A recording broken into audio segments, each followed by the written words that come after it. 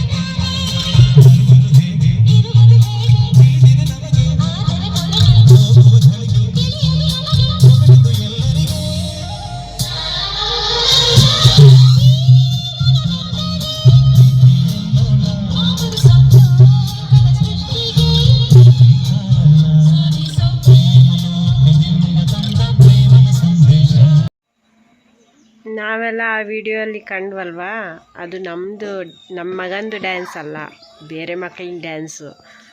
ನಾನು ನಿಮಗೆ ತೋರಿಸೋಣ ಅಂತ ಸುಮ್ಮನೆ ಹಂಗೆ ವಿಡಿಯೋ ತೆಗೆದೆ. ತುಂಬ ಒಳ್ಳೆ ಸಾಂಗ್ಸ್ಗಳಿದ್ವು, ಎಲ್ಲ ಹಳೆ ಸಾಂಗ್ಸ್ಗಳೇ, ಸೂಪರಾಗಿತ್ತು. ಇವಾಗ ನೆಕ್ಸ್ಟು ನನ್ನ ಮಗಂದು ನೋಡ್ಕೊಂಬನ್ನಿ.